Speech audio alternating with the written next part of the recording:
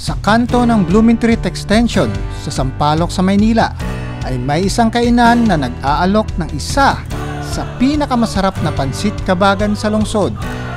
Ang pansit kabagan na nagmula sa probinsya ng Isabela at dito rin ang aking probinsya. Ito ay kilala sa makapal at malasa nitong sabaw, malambot na pansit at sari-saring sahog katulad ng lechon kawali, meatballs, itlog, atay at gulay. Ang bawat paghigop ng sabaw at pagsubo ng pansit ay puno ng linamnam na nagdadala ng kakaibang ligaya at kasiyahan. Ang kainan sa Blooming Treat ay kilala hindi lamang sa masarap na pagkain, kundi pati na rin sa mabilis at magiliw na serbisyo. Madalas itong pinupuntahan ng mga tao mula sa iba't ibang parte ng Maynila na nagnanais matikman ang tunay na lasa ng pansit kabagan. Is this really happening? I can't believe it's true. I'm just as surprised as you. Magandang gabi sa inyo lahat, mga kabiyahero. At nandito tayo ngayon sa isang kilalang pansit kabagan dito sa Blooming Treat Street along Espana Boulevard. So, sa pagkakaalam natin, ito talagang pansit kabagan. Nag-originate talaga sa Isabela. So, ngayon, itong pansit kabagan na to ay talagang sikat na sikat dito sa Espanya. So, talaga pinupuntahan siya. Mapapansin nyo, napakaraming tao dito. Kasi, ewan ko, sobrang ano siya. Sobrang famous niya. Ewan ko siguro talagang napakasarap nitong pansit kabagan. Actually, nandito na siya sa harapan ko. At actually, hindi ko nga alam kung paano ito kainin. So, nag-research pa tayo. Nagtanong-tanong pa tayo sa mga kinauukulan kung paano kainin itong pansit kabagan. At ako magiging legit na taster ngayong araw, ngayong gabi na to. Yan. Sa presentation pa lang niya, guys, talaga makikita mo talaga na busog talaga sa sa sahog. Diba? Tikman muna natin siya nang walang kahit ano.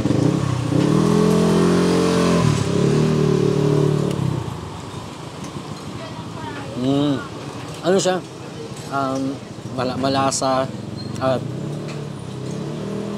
meron nga talaga siyang distinctive na lasa. So, yung sa mga mahilig kumain ng mga instant noodles, alam niyo yung thin noodles, parang ganun siya. Manipis siya. Lagyan natin sibuyas. Isa lang masasabi ko, mas lalo ako na humaling sa mga pansit. Ay, kakabsat. Ng mga taga, mga taga Isabela or Cagayan Valley, punta tayo dito sa Pansit Kabagan, dito sa may Blooming Treat. Malapit to sa may Espanya. Mamaya, hopefully makakuha tayo ng time para ma-interview si Kuya Armando Salazar, yung may-ari nitong kainan na Pansit Kabagan. So, ngayon, titikman natin. Matagal na rin ako hindi nakakatikim ng pansit kabagan kasi bibihira rin naman ako nauwi ng Isabela. Lagyan natin ng konting toyo. Ito may mga nagayat na sibuyas, tsaka kalamansi, tsaka sili. So tayong mga Pilipino, mahilig naman tayo dito sa mga sausawan. So itong pansit kabagan, bagay na bagay ito dito sa sibuyas. Sibuyas na may toyo, kalamansi, tsaka sili. O ngayon, mga lakay, mga kabsat, mga Ilocano dyan sa Isabela, sa Cagayan Valley.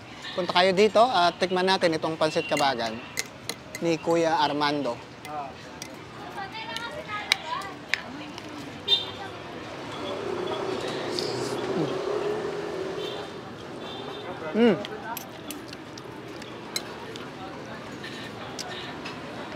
Legit talaga, mga pansit kabagan.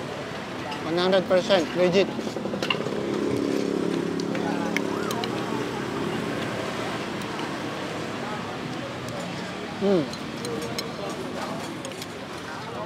Naima sa kabsat. May kayo, mga tayo. Kuha tayo ng hingi tayo ng karahay dito. Yung lechon kawali, yung tinatawag. Karahay kasi yung local name nito, yung parang lechon kawali sa Isabela. Iba talaga yung pansit niya, kakaiba yung pansit talaga.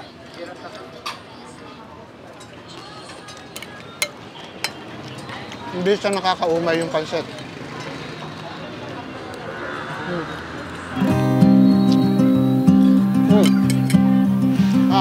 Sabi.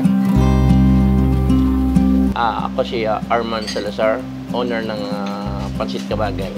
Nag-start ako ng 2001. 2000 ako nag-start. Hanggang ngayon, tuloy-tuloy pa rin ang Pansit Kabagan. More than 20 years. Isabela po kami, taga-Tumawin Isabela po kami. Bali, kapitbayan namin yung Kabagan Isabela. Ito yung talagang authentic talaga na Pansit Kabagan.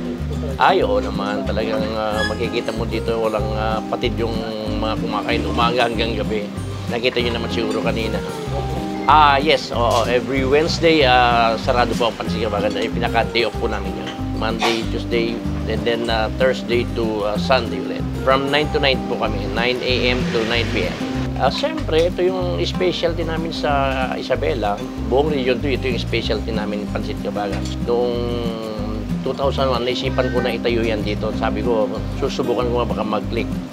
Ayun, sawa ng Diyos naman at hanggang ngayon, patuloy pa rin na Pansit Kabagan.